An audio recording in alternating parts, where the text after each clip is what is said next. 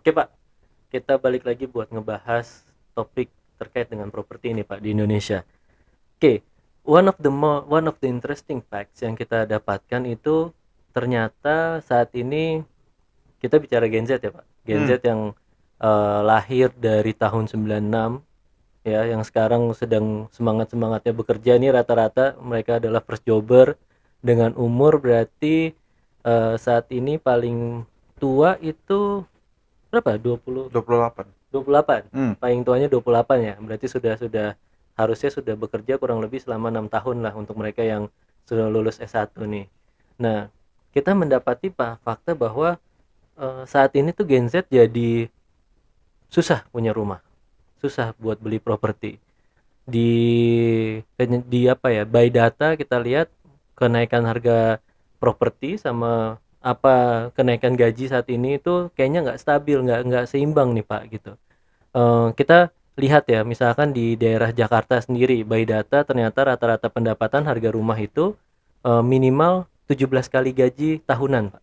Let's say rata-rata gaji tahunan misalkan di Jakarta saat ini kurang lebih di sekitar 12 juta per bulan ya. 12 juta per bulan berarti sekitar 150 juta per bulan, itu 17 kali dari 150 juta, hmm. which for me it's quite ridiculous lah gitu. Nah, Pak Faizul sebagai seorang yang melihat, yang paham soal properti nih Pak, sebetulnya dari sudut pandang Pak Faizul, apakah kondisi ini tuh kondisi yang lazim atau sebenarnya ini ada sesuatu yang salah nih dari kondisi yang ada sekarang?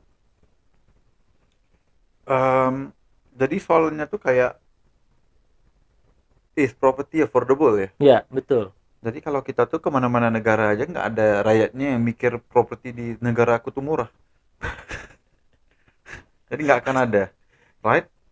Contohnya properti di Malaysia tuh lebih Hmm, murah ya berbanding dengan di Indonesia. lebih murah ya Pak ya? Lebih murah. Malah KPR-nya juga lebih murah. Oh iya, Iya, kalau di sini faedahnya sekitar 12%, di Malaysia cuma 4. betul. Rata apa kita bunga 12% floating saat Ya, ini. bunganya Hmm, 12%, di Indonesia, Malaysia cuma 4. sepertiga. Iya. Malah mayority properti pertama tuh kalau di Malaysia tuh harganya sekitar lebih kurang 1 M. 1 M. Nah, bayaran per bulannya cuma 5 juta.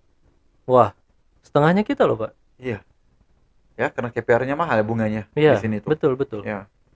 Dan penghasilan di Malaysia juga lebih tinggi ya.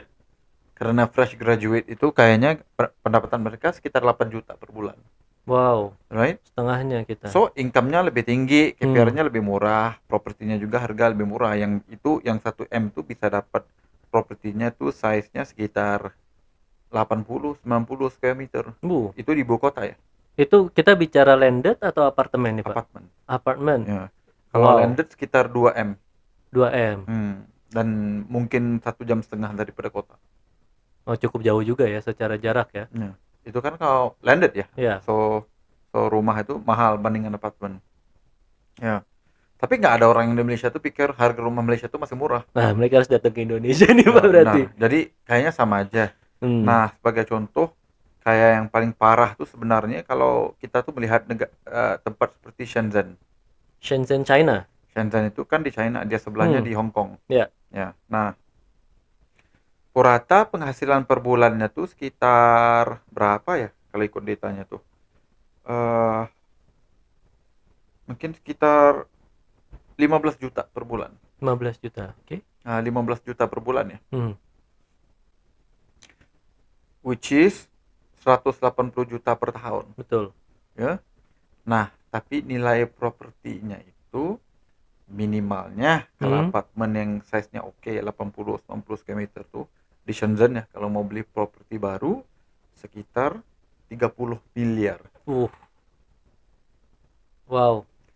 Nah, itu berapa? 200 kali gaji dong itu. Untuk tahunan lagi. Gila ya. 180 juta gaji Hmm. purata per tahun 100 tahun dua ya, versus 150 30 tahun. M. Ada nggak orang yang beli properti di Shenzhen? Banyak Banyak. sekali. Ya, karena kalau dibandingkan dengan Hong Kong Hmm. yang cuma 1 jam bedanya ke Shenzhen itu harganya 3 kali lipat Di Hong Kong. di Hong Kong. Cuma of course bedanya tuh income di Hong Kong tuh lebih tinggi ya. Wow, Nah, ya wow. income di Hong Kong itu puratanya sekitar hampir lebih kurang 700 juta per tahun. 700, wow. Tapi Income-nya. beda, ya ya. Ya, Secara income tapi berarti, harga propertinya jauh lebih parah lah gitu. Antara tempat paling mahal di dunia. Jadi, this concept of harga rumah mahal kita tuh nggak mampu tuh bukan problem yang unik di Indonesia aja. Is problem yang global ya. di Malaysia itu pun walaupun harga rumahnya murah, KPR-nya murah, faedahnya murah, bisa dapat loan 35 tahun lagi, Oh, right? oke. Malah rumahnya jauh lebih gede lah Hmm. berbanding dengan Jakarta ya. Tapi nggak ada orang yang di sana tuh pikir harga rumah tuh, oh aku bersyukur murah banget. Nggak ada. Karena kita tuh mungkin dilahirkan untuk nggak Iya, bersyukur ya. rumput tetangga selalu lebih hijau, Pak, kalau kita Iya, kalau istilahnya. rumah tuh mungkin nilainya cuma berapa? 500 juta. Hmm, Malah komplain kenapa nggak free? iya betul. Ya, jadi itu kan lumrah manusia ya. Nggak pernah puas. Jadi dan yang lebih parah itu di Indonesia itu mungkin karena populasinya tinggi. Ya, Jadi ada 300 juta nih orang nih. Mahal mana sekalipun pasti ada yang beli. pasti pasti. Ya, mahal mana sekalipun pasti ada yang beli. Jadi saya tuh sedikit kasihan ya Hmm, kepada generasi muda di Indonesia tuh karena mereka tuh benar-benar catch 22 gitu. Penghasilannya kecil, ya. KPR-nya mahal, rumahnya mahal. Jadi gimana? Jadi kalau mereka tuh nggak strategik Hmm, dalam cara mereka tuh plan ya, ya. kehidupan mereka di next 5 hingga 10 tahun tuh kayaknya mau beli properti itu adalah luar jangkaan. Impossible. Perkara mustahil, Ya. hampir mustahil untuk orang muda di Indonesia.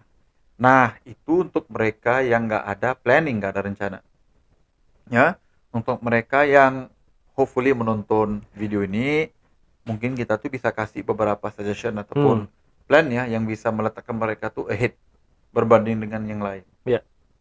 Nah, sebagai contoh, mungkin kalau kerja di Jakarta nih, gaji pertama mungkin sekitar 5 juta. Ya more or less lah. Ya, more or lima less ya. lima 6 juta oke lah, masih bisa 5-6 dapat. juta ya. Dan fokusnya untuk tahun 2-3 tahun pertama untuk kerja tuh Naik gaji. is untuk membaguskan karir supaya penghasilan per bulan tuh Oh, bisa oke. naik ke 10 hingga 15 juta. Itu fokus untuk 3 tahun pertama dalam karir orang muda. Hmm, Nah, saya tuh karir pertama saya, penghasilan pertama, ini udah ada degree nih hmm. daripada university nomor 1 di Malaysia. Gaji saya per bulan cuma 2 juta. Orang, Startnya ya. ya, walhal teman saya puratanya udah gajinya 6 juta hingga 7 juta. Oh, Nah, lumayan. kenapa saya tuh pilih yang 2 juta tuh Hmm. karena kerja tuh bisa bagi saya satu skill. Yang kalau saya dapat skill itu, gaji saya tuh bisa akan naik lebih kepada lebih kepada 7 juta per bulan. Ya, Oh. karena saya tuh graduasi computer science ya. Waktu itu memang benar-benar terlalu banyak graduasi, oversupply lah of graduate. Oh, oke. Jadi kerja waktu itu ada tech bus lagi kan, banyak PT yang tutup. Jadi nggak kerjanya kurang, Hmm. graduatnya banyak. Hmm. Oke. Okay? Nah, jadi nggak bisa mau cari kerja yang kayak today fresh Ya. grad bisa demand ya 10 juta Ya. hingga 12 juta untuk kerja pertama nih. Hmm. Nah, dalam bidang IT waktu itu nggak ada. Nah, jadi saya tuh pilih kerja nih karena bisa belajar programming language nih yang namanya C++. Hmm. Nah, 9 bulan later lepas gaji cuma 2 juta per bulan nih, Hmm. right? Alhamdulillah bila udah ada pengalamannya, Hmm. saya dapat kerja baru.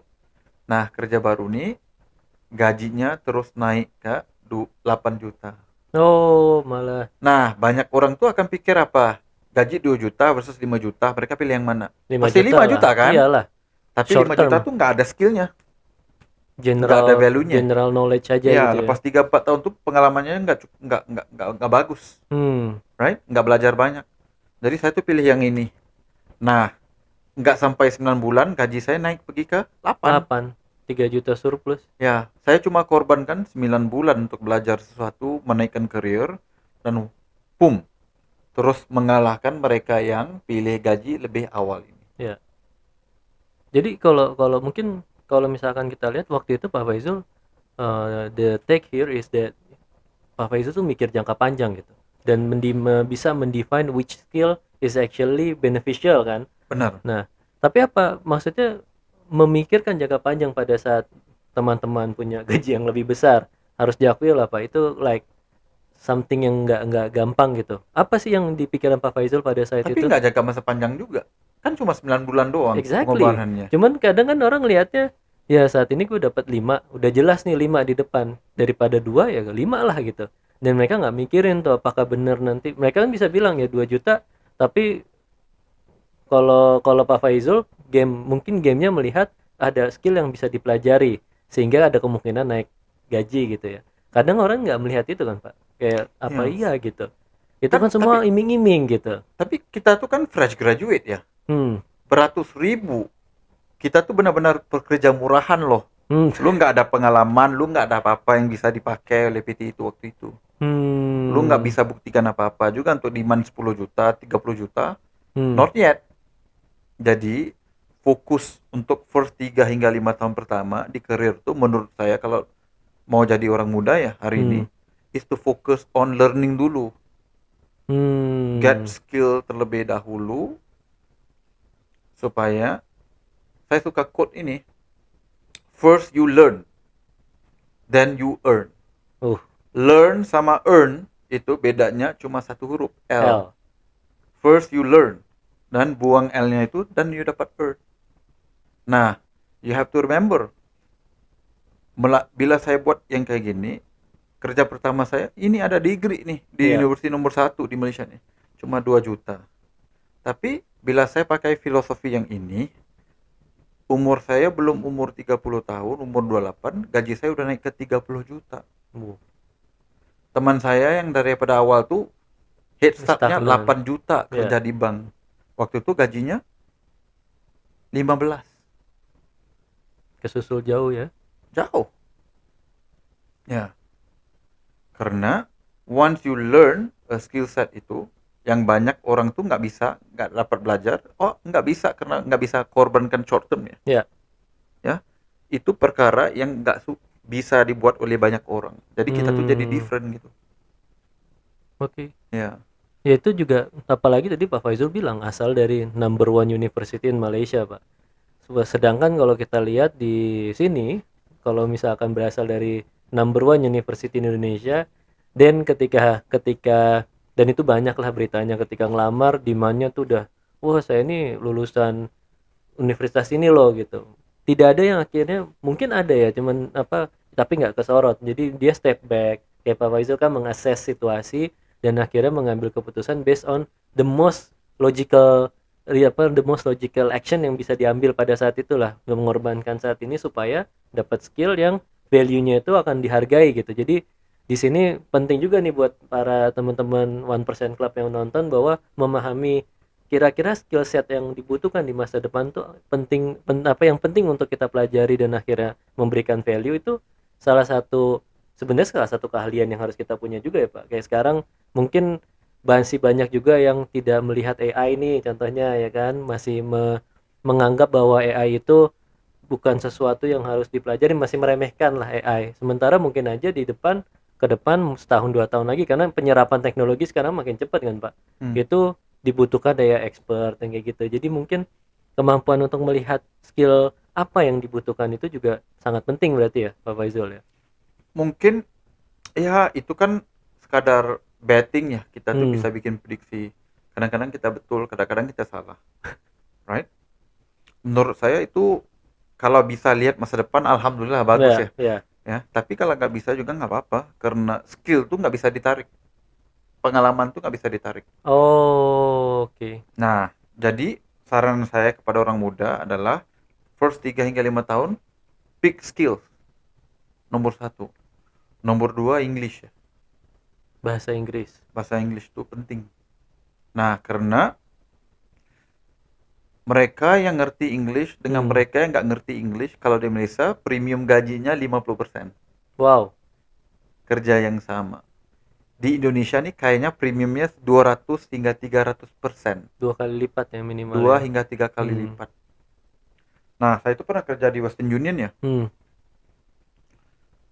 Dulu bos aku tuh ngurusin 4 negara nih. Malaysia, Indonesia, Singapura, sama Brunei nih. Dia daripada India. penghasilannya waktu itu mungkin sekitar, tebak ya, 120 juta per bulan nih. Hmm. Nah, kita tuh perlu cari country manager untuk Indonesia, Oke. ya. Tapi talent yang bisa ngerti English di Indonesia tuh kurang ya. Jadi poolnya itu untuk senior executive yang ngerti English, yang bisa kerja MNC, bisa ada sales skill set, dan business development tuh sangat-sangat dikit. Dan bila udah jumpa candidate-nya tuh, minimal penghasilan per bulan untuk country director Indonesia tuh 200 juta. Wow. Lu bayangkan, bos gua nih yang mengurusin 4 negara 120 juta. Staffnya yang ngurusin Ngurusin cuma satu Indonesia, negara ya. gajinya 200 juta. Wow. Karena talent pool di Indonesia itu, nomor satu, banyak nggak PT yang mau buka di Indonesia? Banyak dong. Banyak. 300 juta. Banyak. Banyak. Banyak nggak Pasti ya. MNC? Banyak Banyak. banget. Bedanya, banyak orang muda tuh nggak ada akses kepada kerja ini karena mereka tuh perlukan English ataupun Korea ataupun Jepang. Kan banyak ya. Lu tahu Cantonese, big plus. Lu tahu Korean, big plus. Lu tahu Japanese, big plus. True. Minimal 2 hingga 3 kali lipat. Right? Jadi pick up secondary language ya. Itu sangat-sangat penting ya. Nah, kalau mau lagi plus-plus, belajar sales. Karena untuk orang sales nih nggak ada minimal income. Nggak ada maximal income. Oh iya, betul. Bonus driven ya, performance based ya. Performance based, true. Ya, teman aku udah nikahin sama istrinya tuh buat sales rep ya untuk pharmaceutical company ya. Ya. Dia cuma nggak manajer aja, senior exec aja untuk pharmaceutical. Penghasilannya campur bonus hampir 2M per tahun. Wow. Umurnya cuma 30. Wow. Waktu aku kerja di Western Union juga, kerja aku tuh kan sales business development ya. Ya, karena itu bisa. Aku ada senior operations manager yang gajinya hampir sama seperti aku, tapi karena dia operasi. Iya. Experience-nya udah 20 tahun. Wow. Aku cuma 6 tahun. Tapi sales itu kan bawa uang kepada PT ya. Revenue generation lah dia. Sales itu nggak bisa di outsource guna AI juga. Iya, betul. Right? Jadi, dan sales itu diperlukan dalam apa-apa industri. If lu bisa jual credit card, lu bisa jual tumbler. Ya, benar. Lu bisa jual jam. Ya. Yang pentingnya ngerti menjual. Karena prosesnya itu sama. Jadi, if lu orang muda dan lu mau meninggikan income, 3 benda ini perkara mudah. Buat aja hingga 3-5 tahun. Insya Allah gaji lu 3, 2, 3, 4, 5 kali lipat juga bisa. Right?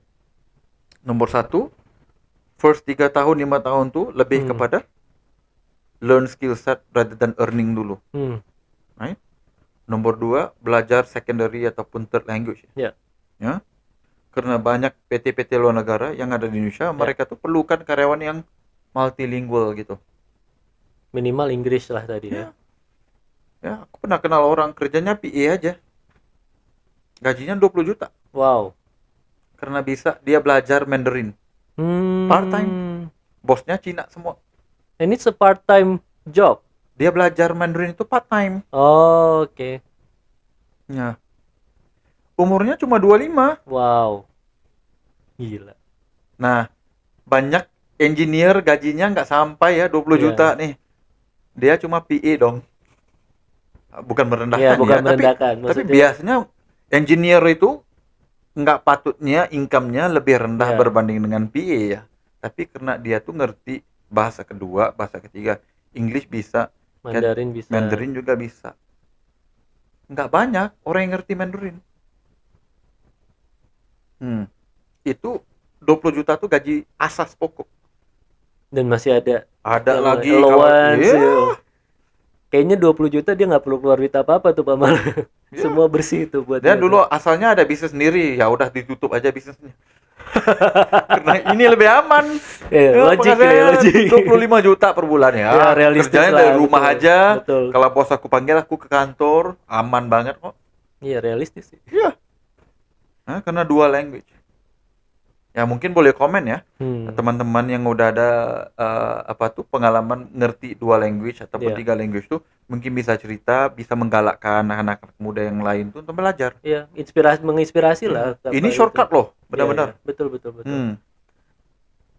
Dan nomor tiga tuh, kalau dikasih peluang untuk buat sales ataupun masuk department yang bikin sales ataupun jualan, itu nggak enak ya, karena susah ya. Ya, susah, susah. Tapi coba, karena itu yang biasanya nggak ada syarikat yang nggak perlukan sales. Ya, benar. Nggak ada. Zero company yang nggak perlukan sales. Jadi sales staff tuh nggak akan diganti dengan teknologi. Benar, sentuhan manusia memang tetap Sentuhan dibutuhkan ya. manusia. Ya. Oke. Cuman Pak, maksudnya memang secara framework nih eh kita lihat itulah apa make sense lah. Kita 3-5 tahun pertama untuk skill, terus mencoba untuk double, triple revenue atau gaji kita ya. Setelah itu kalau bisa dengan caranya juga dengan skillnya itu ada yang dengan skill yang memang soft skill, ada yang hard skill juga lah. Nah, cuman permasalahannya nih Pak, based on research, kita lihat bahwa generasi yang muda saat ini ya, itu tantangannya adalah attention span yang makin lama tuh makin kekompres ya dari dulunya berapa detik sampai kayaknya terakhir itu cuma 4 sampai 5 detik tuh. Attention span nih. Jadi bayangkan kalau kita ngomong sama orang setelah detik keempat, nih orang udah spacing out nih. Gitu. Itu yang pertama. Yang kedua, di generasi kita terutama di Gen Z ya, teknologi baru masuk dan akhirnya mereka mengenal yang namanya instant gratification. Sementara kita masih berada pada fase gratification itu harus delayed. Lo harus menunggu, lo harus kayak contoh lah dulu kalau mau nonton ya kita di sini terkenal tuh Doraemon misalkan itu harus hari Sabtu atau Minggu pagi jam 8. Setelah itu kalau lo kesiangan, kalau lo tiba-tiba Miss. apa miss ya udah tidak ada, Sedih ya. iya Noris nggak dan nggak bisa kayak duh gue gimana nih tolong dong disiarin lagi nggak bisa gitu. Ya, Upin Ipin. Upin Ipin ya gitu. Itu nggak dulu Kapten Tsubasa jam setengah 4 sore tuh Ya, jadi ya ya. kan jadi setelah itu buru-buru main ntar kita pulang nonton Kapten Tsubasa dulu ada delayed gratification lah yang membuat kita tuh mampu melihat oh kayaknya gue memang harus berjuang dulu sekarang supaya dapat enak nanti gitu. Which is itu adalah game yang tadi Pak Faizul jelaskan nah, sedikit banyak. Cuman sekarang generasi sekarang tuh dengan instant gratification ini Pak, apa yang bisa kita apa ya? Maksudnya apa yang bisa kita ubah lah cara mengubahnya tuh gimana nih dengan sosial media, YouTube gitu. Kita bisa lihat itu sebagai satu problem, Hmm? kita juga bisa melihat itu sebagai satu peluang sebenarnya. Jadi Hmm. itu bergantung kepada lensa yang kita pakai. Oke. Nah, the way you position it, Hmm? it looks like a lensa problem ya. Betul, betul. Ya. Nah, tetapi daripada segi satu sudut itu merupakan satu peluang. Nah, for me Hmm. mustahil untuk kita reverse trend ini. Mustahil. Mustahil. Ya. Zaman saya dulu nggak ada Grab, nggak ada Bener. Gojek. Betul, betul. Kalau nunggu taksi itu, taksinya sampai dalam masa 30 menit, lu bersyukur. Kalau dia mau nerima bersyukur juga. Iya, pada harga meter ya. Iya, Harga jujur, lu bersyukur 30 menit udah dapat taksinya. iya, Bayar meter, bersyukur. Hari ini lambat 5 menit, lu cancel. betul. Cari Bintang driver satu, baru. bintang Iya. satu. So, jadi karena kita tuh udah dilatih kayak gitu, Hmm. jadi majority orang 99% akan berpikirannya kayak gitu. Hmm. Mereka tuh bisa merusakkan harinya seharian tuh karena Grab tuh bikin aku lambat ke kerja. Betul, betul. Itu mentality orang hari ini. Nah, itu sudut lensa negatif ya. Ya. Lensa positifnya tuh, if lu bisa bersabar dikit, Hmm. lu ada advantage versus 99%. Iya. Semudah itu untuk berjaya. Oh. Karena Jadi yang lain mindset. itu lemah, lembek. Iya, iya, iya, iya. Strawberry nih kalau kata You orang nih. better dikit aja, you Iya. udah better than 99% loh. Ya zaman dulu tuh mau jadi better than 99% tuh lu perlu Iya, susah. usahanya Susah, banyak iya. lah. Right? Iya. Hari ini mudah untuk berjaya tuh mudah sekali. Lu cuma perlu sabar dikit aja. invest dikit aja. Ya, Ya, karena majority hari ini orang dimarahin bosnya, ya keluar. udahlah, gitu kan, udah depresi, perlu jumpa Perlu psychiatry, perlu healing. perlu healing, right? Hari ini kan, yang mana yang tahan dimaki itu 1/100, yang itu yang bakal aku jadikan manajer. Bener. Betul. Ya, karena jadi bos itu bukan mudah ya, Iya, pressure-nya akan jadi lebih tinggi berbanding karyawan. betul. Jadi kalau majority of your competition selemah itu, selembek itu, lu cuma kuat dikit aja udah jadi top 1% sih. Makanya 1% club. Ya. So jadi for me is even better, is even more easier untuk berjaya hari ini karena competition itu lemah, jiwanya lembah. Ya, perlu kerja dikit, weekend dikit udah komplain. Bener. Nah, kalau lu yang nggak komplain lu udah jadi special. Kerja Padahal malam dalam ya. hati maki tuh, cilaka bos nih. Nah, gajinya nggak naik, bonus nggak dikasih, kalau aku kerja lagi weekend tuh. Nah, ini ketawa semua nih. Right? Ya itu Iya. curhatan setiap orang lah, Pak. Iya. Cuma bedanya di depan tuh masih Baik, kerja, bener. masih senyum gitu kan, masih proaktif gitu kan. Nah, beda, kita tuh bukan tolol ya sebagai bos. Oke, Tahu. orang ini ada potensi nih. Nah, jadi ada podcast ataupun klip ya aku nonton ya, motivasi gitu kan. It's so easy to be successful today because everyone else is so weak. If you are just a Wah. little bit of savage, it's Iya. so easy. But it's true. It's True. really true. Iya. Ya, jadi for me, ya udah, emang kita bisa reverse trend instant gratification? Nggak Nggak bisa, mungkin, susah sih. Nggak mustahil lah malah. mustahil. Karena kita tuh udah kebiasaan. Kalau udah kebiasaan dapat service levelnya gini, Hmm. lambat dikit kita udah Nggak happy. mau, betul. Berbandingan 20 tahun lepas yang service levelnya gini, dapat segini udah happy. Iya. Ya, so jadi it's all about ekspektasi number one, and ngerti nih hari ini kondisinya gimana. How can I be different? Itu aja. Iya. Dan berarti sama sebetulnya di dalam perihal properti pun impossible nih kalau mau dapat properti dengan cara seperti sekarang kan gitu. Iya. Kalau dia tidak menyiapkan gitu ya. Iya. Nah, kalau berbalik pada properti kan, Hmm. ini blueprint, right? First, 3 hingga 5 tahun fokus kepada career, Ya. right? Nah, ini tips nih. Hari ini maksimal 18 hingga 24 bulan kalau PT kita tuh nggak menaikkan income Hmm. ataupun menaikkan pangkat ya, jawatan gitu kan, Jabatan ya. jabatan, lompat keluar. Jadi kemana loyalitas Pak nanti Pak kalau begitu? Gimana? Loyalitas itu gimana tuh? Kenapa perlu loyal kalau ada PT yang sanggup bayar Oh. di 30% hingga 50%? Tuh guys. Oke guys. Kan kita kan ada goals kita kan. Hmm. Kita ada goals kita perlu jaga keluarga kita. Ya udah, kalau PT-nya tuh, kalau gini lah, if you are shit Hmm. and you try to get a job then no one wants you, True. dan bersyukurlah. Right? But if ada PT yang benar-benar suka lu proaktif, ngerti beberapa language, bisa bikin sales dan apa semua tuh, sanggup nih bayar 50%.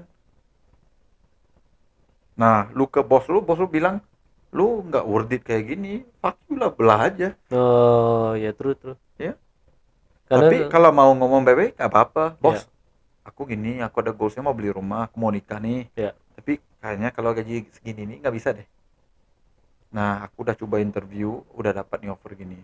Nah, sekarang nih gaji aku contohnya 8 juta.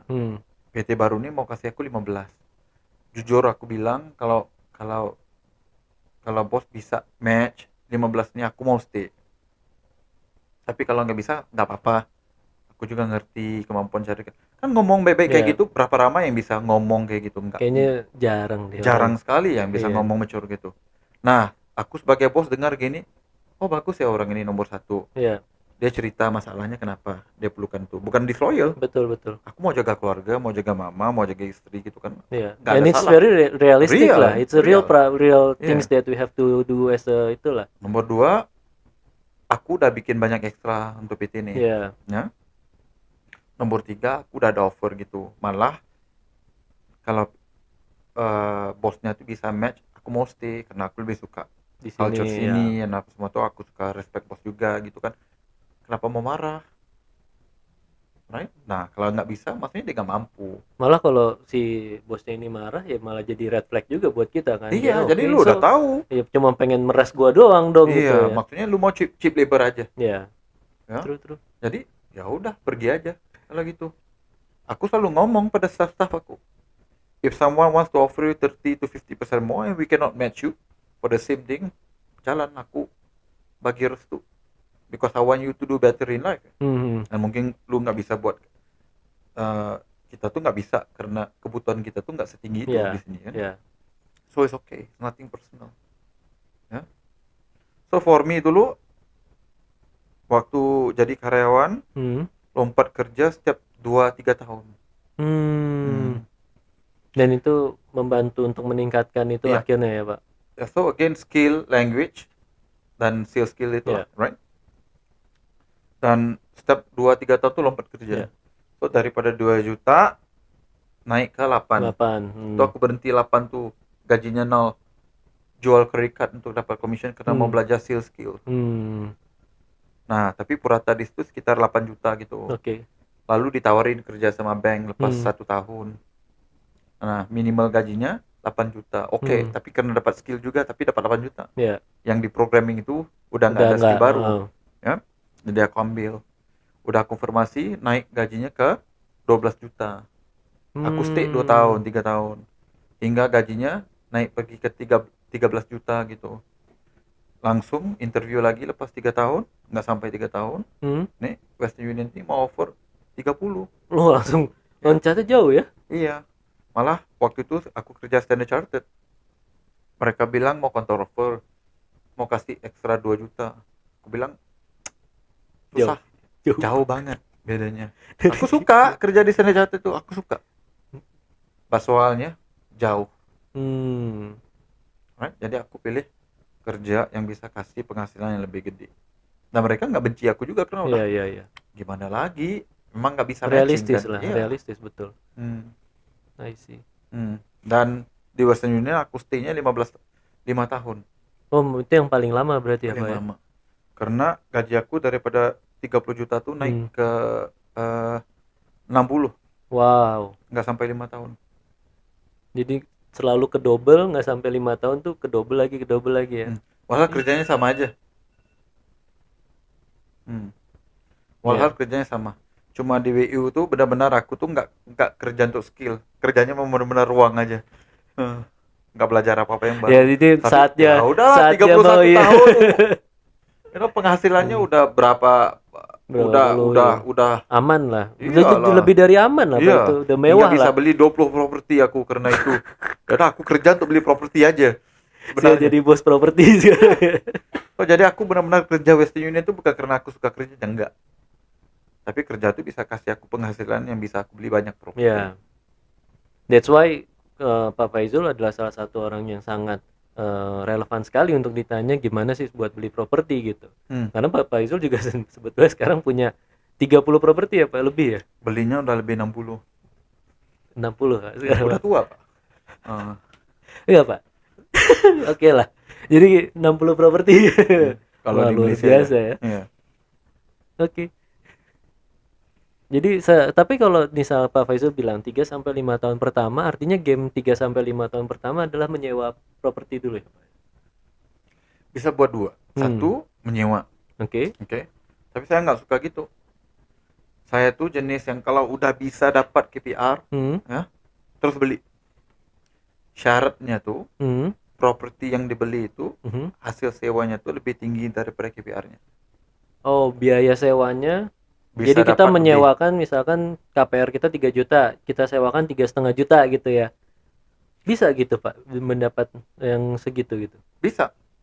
Di Indonesia kan juga ada properti yang kita beli itu. Right? Itu nomor satu. Karena banyak yang ngomong ya udah umur 35 tahun, 40 tahun baru beli properti bila udah siap ya. Ya. Nah, ada satu kelemahan besar dengan strategi itu. Kalau di Malaysia, kenaikan purata harga properti 30 tahun is 15%. 15%. Lu tunggu 10 tahun, umur 25 nggak mau beli rumah nih, Hmm, beli waktu udah siap umur 35 tahun. Harga rumah tuh udah double. iya 150% naik. Ya, itu kan Gila, bodoh. benar-benar. Kalau lu udah tahu data itu, harga rumah tuh pasti akan naik ya. Iya, Malah kenaikannya lebih tinggi daripada gaji. iya. Kenapa nggak beli? Hmm. Hmm. Tapi kan belinya itu dalam arti beli apa? Apa beli memaksakan beli properti yang bisa apakah gimana ya, Pak? Sorry. Jadi eh apapun bentuknya gitu, mau itu apartemen, mau landed house gitu. Karena stigmanya kan properti di Indonesia ya landed, bukan apartemen gitu. Saya belinya apartemen semua. Di Malaysia. Iya. Wow. Jadi aku tuh dikira sebagai loser walaupun beli 20 properti. Karena apartemen semua nggak ada land. Oh, Miskin nih. sama di Malaysia juga ada. Iya. Oh, oke. Iya. Karena mentality orang tua tuh kayaknya kalau lu beli apartemen tuh lu nggak ada duit. Iya. Kayak di Indonesia juga sama ya. Masih Ya, loser gitu. ya, ya. Kalau lu nggak bisa ada rumah, Betul, lu masih betul. loser gitu. Somehow ada stigma bahwa rumah ya rumah landed gitu. Properti ya rumah landed, jangan apartemen gitu. Ya. Cuma soalnya gini. Properti pertama aku beli tuh nilainya 500 juta. Hmm. Udah sampai 10 tahun naik ke 1,5. 3 kali lipat tuh. Iya, 1 M loh untung. Wow. Apartemen doang. Satu. Ya, Kalau ada 20. ya 20 M. Jadi kenapa tunggu? Jadi orang yang menunggu tuh orang yang tolol. Orang yang Bodoh menunggu. ini ya. Sanggup tapi nggak mau Kan gitu. di Indonesia juga kan sama ya. Hmm. Purata kenaikan harga propertinya 5%. 5%. Itu 5%. minimal ya. Minimal, betul. Minimal ya. Ada area yang Oh ya, jauh ya. jauh Berbelas sekali. persen. Ya, Tangerang for example ya. ya. Udah berapa? 10 tahun lepas, 20 tahun lepas berapa Jauh, harga jauh, di jauh, sana tuh? jauh. Peak berapa harga Ya. dulu? Ya, peak tuh salah satu yang juga sangat itu lah 5 tahun terakhir tuh mengerikan Iya. lah dia Iya, naiknya. ngeri. Iya. Jadi kenapa mau tunggu? Emang gaji lu akan naik lebih cepat? Enggak kan? Nggak mungkin ya. Faktanya sih tidak ya, Pak. Iya, nggak mungkin. Jadi, kenapa mau tunggu? Mereka yang Hmm. ngomong gitu sebenarnya tolol. Nggak ngerti yang harga rumah tuh puratanya akan naik lebih tinggi daripada kos hidup, Hmm. akan naik lebih tinggi daripada pendapatan. Hmm. Jadi kalau udah mampu, beli apartemen dulu juga nggak apa-apa. Beli, simpan 10 tahun, 5 tahun, harganya kan udah naik. Jual Benar, lah. benar. Dapat 300 juta, 400 juta untung kan bisa jadikan modal ya. Betul. Untuk beli lagi rumah. Malah fact-nya sekarang pun kita ngelihat bahwa apartemen itu secara komersial nilainya untuk disewakan itu lebih tinggi loh dari landed house. Iya. Bahkan landed house tuh kalau nggak salah by data cuman less than 5% gitu, Pak. Hmm. Jadi mungkin sekitar 3-4% yieldnya per tahun ya. Ya. Sementara Rugi. apartemen tuh Bisa cover. prime-nya prime areanya tuh bahkan 7%, ada yang bisa sampai 8-9% gitu. Jadi secara data aja lebih baik gitu kan. Bener sih, akhirnya let the data speak, bukan feelings ya. Kalau Iya. feelings kan ngelihat apartemen cupu nih gitu kan. Jadi memang baiknya sekali lagi kita bicara data bukan karena feeling emosional semata-mata ya. Dibilang orang itu nanti kalau orang bilang ya beli mobil cuma gini doang, lu belinya harus sports car dong gitu misalkan kan, masa akhirnya kita mengorbankan apa ya hidup kita hanya untuk pandangan orang gitu kan. Nah, malah kalau dilihat daripada segi peluang ya, peluang tuh lebih tinggi di tempat apartemen berbanding dengan rumah. Nah, kenapa banyak orang? Oke, udah 39 menit, it's okay. Terus kita mau sampai 1,5 jam. Ya, kan bisa dipotong ya. Iya. Di mana kita? Banyak orang dari apartemen itu lebih. Ya. Pemikiran orang tuh beli rumah lebih untung daripada apartemen ya. Itu Betul. pemikiran majority. Nah, developer juga tahu tuh. Jadi karena itu mereka tuh bisa meletakkan apa-apa harga pasti ada orang tolol yang beli. Iya. Di Indonesia juga sama dong. Iya. Ya, jadi developer itu tahu apartemen tuh pendapatnya tuh nggak bisa buat uang. Mayority orang nggak suka beli apartemen karena banyak masalahnya. Tapi kalau sentimennya udah kayak gitu, kan jadi maksudnya peluangnya lebih banyak di situ. Kan kayak apartemen yang kita beli tuh bisa dapat 30% Ya, diskon. ya, Itu nomor satu. ya. Bisa dibeli benar-benar tanpa modal ya. Betul. Malah bila beli itu bisa dapat uang lagi. Ya, betul. Kan kalau beli rumah nggak bisa dapat kayak gitu. Ya, agak susah sih. Ya, nggak, susah banget mau dapat kayak gitu. Ya, jadi di sisi apa yang orang nggak suka itu sebenarnya lebih banyak peluangnya. Betul, betul. Hmm, Kayak tadi aja lah, masalah point of view aja sebetulnya. Kita bisa melihat sesuatu masalah, tapi kita ngelihat juga nih kalau orang-orang begitu, hmm, artinya sedikit lebih baik tuh dampaknya akan jauh lebih besar gitu kan hmm. dibandingkan itu gitu. Cuma nasihat saya kepada orang muda yang mau beli rumah pertama, fokusnya tuh patutnya lebih kepada investasi. Hmm, Jadi maksudnya apa? Kan kita ada 3 kriteria ya ya, untuk beli rumah pertama. Bisa diduduki nomor satu, ditinggali ya. Bisa ya bisa tinggal ya. ditinggalin. Ya. Maksudnya lokasinya bagus, lu juga nggak kisah tinggal di sana. Hmm, Nomor satu. Nomor dua tuh bisa disewakan. ya, So minimal rental return yang perlu dapat tuh sekitar 8%. Yang kayak kita beli itu hampir ya, 10 ya, ya, 10% gitu kan. So nomor satu bisa diduduki, nomor dua bisa disewakan. ya. Contohnya kita nggak mau duduk tuh, sewa juga nggak Sewa rugi. bisa ya, betul. Nomor tiga, kita tuh beli below market, Ya, kita juga beli tanpa modal. Nah, kenapa perlu beli below market? Adalah supaya kalau kita tuh perlu for whatever reason untuk menjual properti tersebut, kita tuh bisa jual ya, pada harga yang nggak merugikan. Nomor empat tuh kalau boleh tanpa modal, ya karena orang muda tuh income-nya nggak tinggi, ya, kan ada banyak keperluan, mau nikah perlukan betul. uang, mau kasih family emergency dan apa semua tuh. Dan kalau beli apartemen sebagai rumah pertama tuh kayaknya advantage-nya di situ, benar-benar bisa beli tanpa modal. Ya.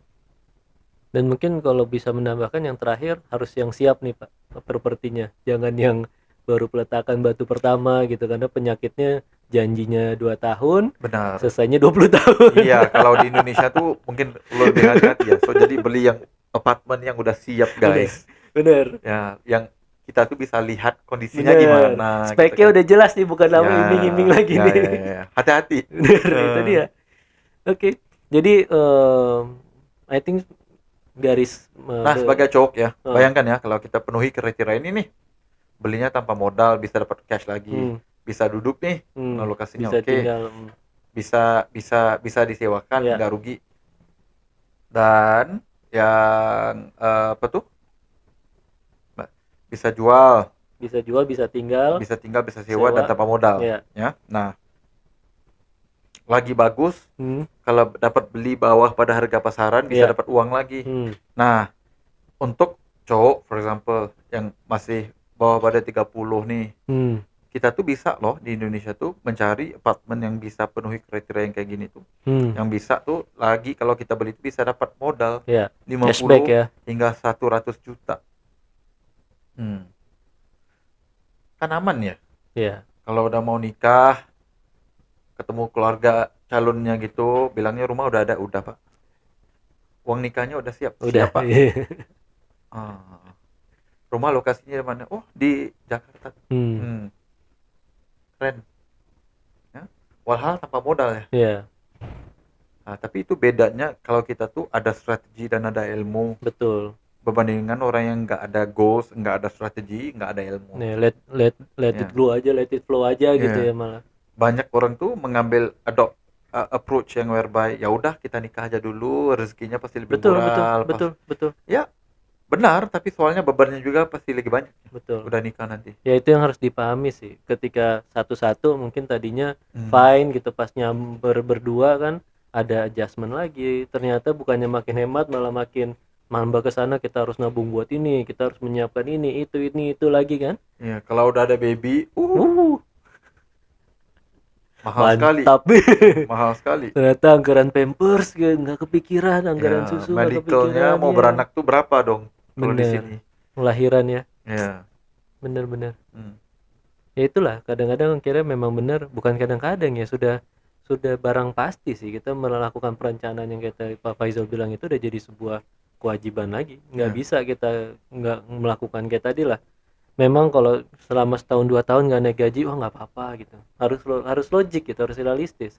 Kita harus sebagai orang juga punya strategi gimana bisa memaksimalkan mendapatkan output yang optimum juga gitu kan Pak, So gitu. kesimpulannya untuk 99% generasi muda Indonesia tuh lu parah.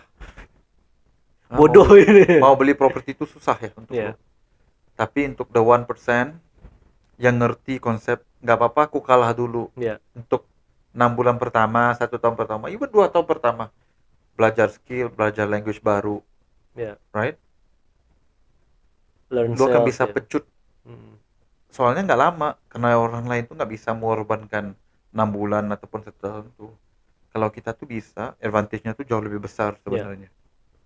Nah, dan perlu ada strategi, perlu ada ilmu keuangan, karena yes, gimana gimana pun nomor satu masalah di dunia ini adalah ilmu keuangan tuh gak diajar di mana-mana, betul, nggak betul. diajar di sekolah. Walhar ilmu tuh kita perlu tahu ya semenjak kita Hmm, dewasa hingga mati. betul, Ilmu yang patut dipakai 50 tahun tuh gak diajar. bener. Ilmu apa yang diajar di sekolah? Music Hmm. nggak dipakai. Banyak yang sebetul, I think ya 70, 80, bahkan 90% dari yang paling dipelajari di sekolah kan Itu dia. nggak relate ya sama kehidupan profesional gitu. 99% orang nggak mau belajar. Betul. Nah, karena itu di hidupnya kayak gitu loh.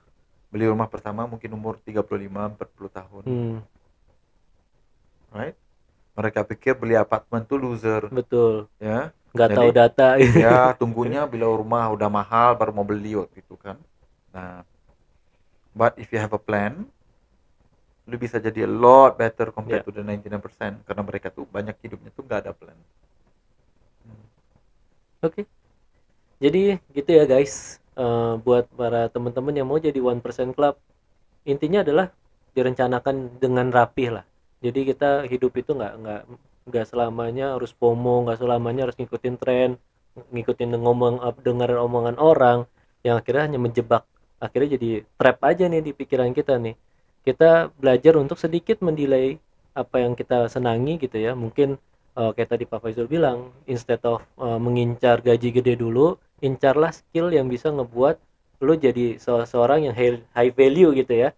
Dan jangan jangan merasa bahwa jangan salah menganggap bahwa loyalitas itu adalah sesuatu yang di sebuah apa ya, kebanggaan gitu, karena loyalitas harus diiringi dengan realitas gitu ya Pak ya.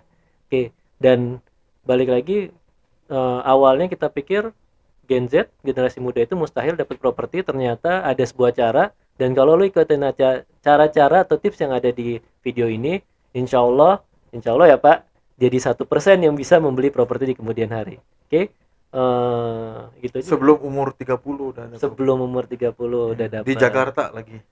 di Hmm. atau di kota besar lainnya lah di Hmm. mana mereka apa teman-teman semua nonton ini ya. Oke, mungkin sedikit dulu untuk video kali ini. Jangan lupa untuk like, subscribe dan share video ini ke teman-teman yang kalian rasa butuh untuk menjadi 1% Club. Sampai jumpa di podcast selanjutnya.